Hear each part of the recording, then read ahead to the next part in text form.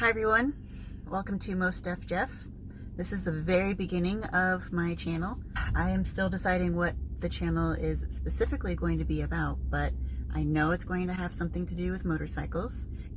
This is going to be about my journey from the almost beginning of my motorcycling career and my hope to get better,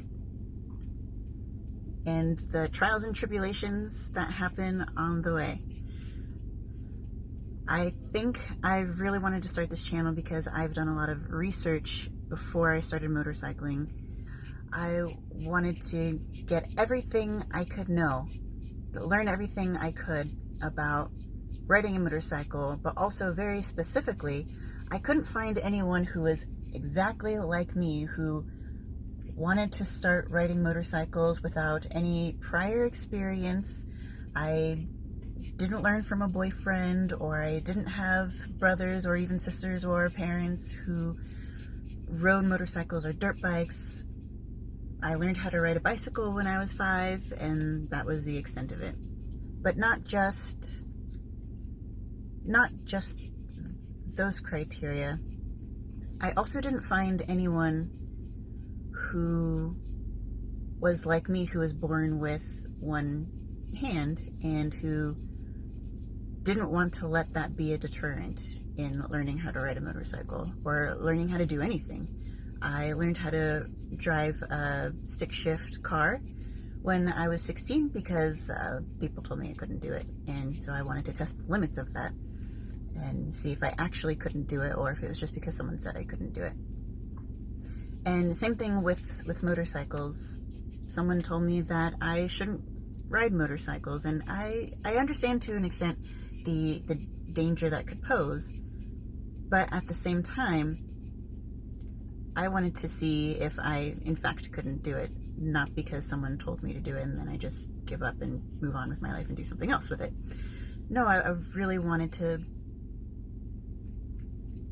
see how far I could take this. I have taken this pretty far so far. Not that far. But I did take the motorcycle safety foundation course. Of course, I couldn't learn on traditional motorcycles. I learned on an electric bike, a zero bike, because they don't have any clutch. So I have my right hand, so I could use the throttle and I could use the handbrake, the front brake. And that's really all you need for an electric bike. You also need your right foot for your rear brake. So I got my motorcycle endorsement, and then I was on the hunt for a motorcycle. And I ended up getting a Honda Rebel 1100 as my first bike, DCT. If the 500s were in DCT, came out in DCT, then I probably would have gotten that instead as my very first bike, without having any prior experience in riding motorcycles. But the 1100 was the only one. And I knew it was a little too big for me, maybe a little bit too much, but I was determined. No one was going to tell me no except for me. So I bought it, and I have put 50 hours on it so far. It was terrifying at first. Terrifying. Because I also didn't have anyone to serve as a mentor. I didn't have anyone to guide me.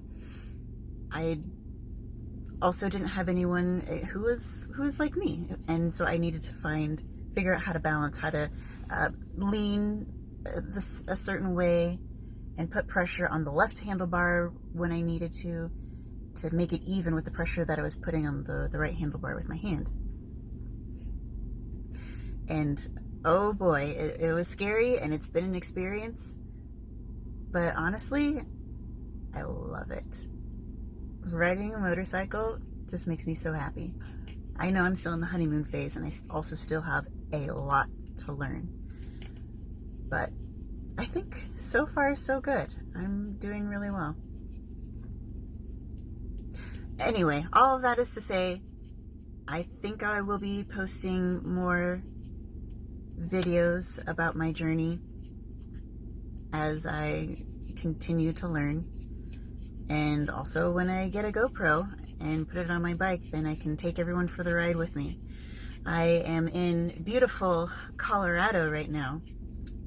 Anyway, that is all for now. Stay tuned, and maybe in one of these videos I will show you my beautiful little puppy's face. She is a little shy, but I think I can coax it out of her. All right, until next time, bye.